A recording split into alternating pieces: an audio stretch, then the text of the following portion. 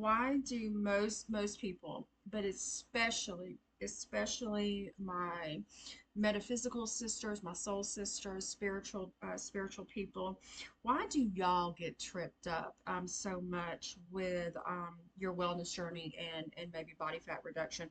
So I want to talk really quick. I'm in the middle of actually doing admin work for my wellness business, and um, it was just a thought because I am hungry and I need to go fix something. So, what do we get tripped up on the most? And it is actually the definition of food.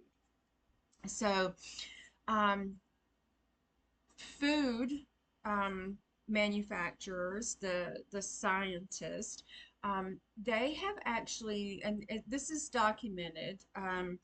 And it's in my wellness resource library. All of this is documented. So the scientific studies. So the food industry, what they've done, just like tobacco industry, because they're kind of all one and the same. What they done was they took your taste buds and they created foods that are highly palatable. Okay, and you're like, yay, it tastes good, yay, yay, yay. Okay, so it tastes even better. So you're like, oh, this piece of chocolate cake with the creamy and the filling, and oh, I think I'd much rather have that than maybe like, an apple, a green apple. Well, I would rather have the green apple, but I'm getting there in a second. Okay, so sort of like with MSG, you eat a little bit and then you're hungry again a few minutes later. You're never really actually satiated. Well, that's done on purpose so that you keep consuming and you keep eating more of it, tastes better and better. Well, with us highly sensitive people, all of those chemicals really start to mess with our third eye, our crown chakra, our very energy's vibration. And so, not saying that the muggles, sorry to call them that, but I can't think of another better term. Um, People that are less highly sensitive aren't going to be as affected as strongly as us. So when you have something that is polluting you, it's like double and triple for us, right?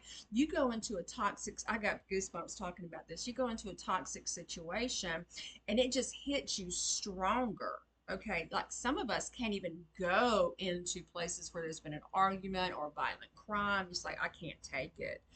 Okay, so it affects you even stronger. So actually, the detox is even harder for you to like reset your body to its basic manufacturer defaults where you do crave and love the taste of that apple, that mango, the asparagus, pear. Where did I get pears? Pears, plums, you want that.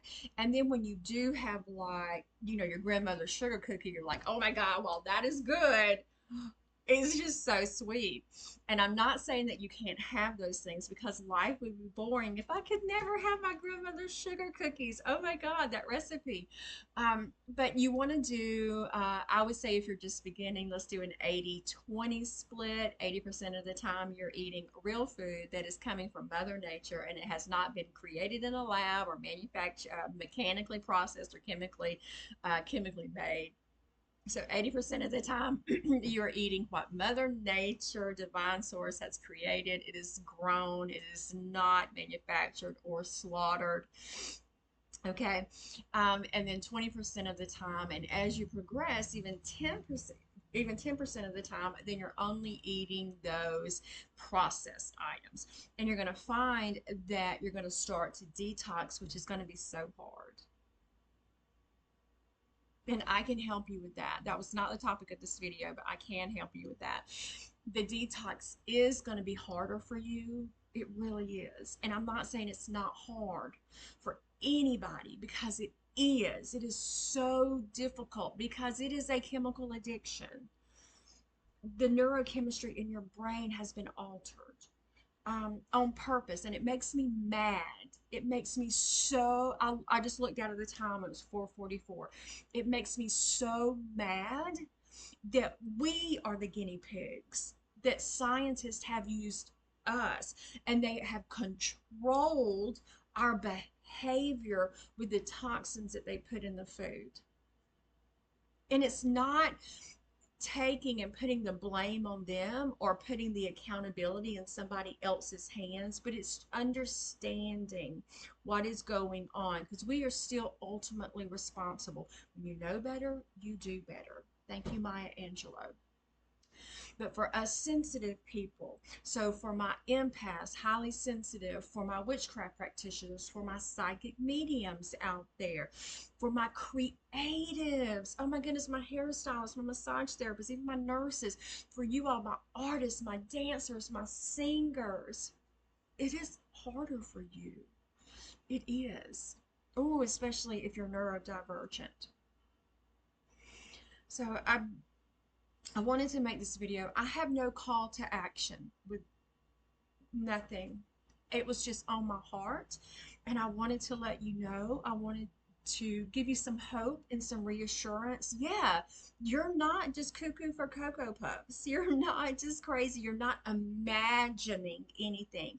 It is harder for you, and that is one of the reasons why it is harder for you.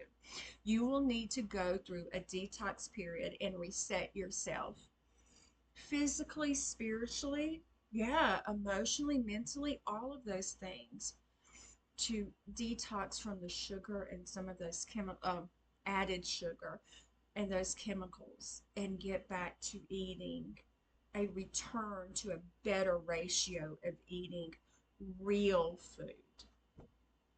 Okay, speaking of real food, I have some mangoes over there. Can you hear? I'm craving them so bad right now. I actually think that they're taunting me, like with a lap dance. Bow, chicka, wow, wow. And that will happen for you when you get to the point to where real Mother Nature food is doing a lap dance for you. You know that you've succeeded. All right, loves. Of course, a Scorpio would associate food with lap dances. Strippers are fabulous. Ooh, my sex workers out there, y'all are awesome. All right, loves.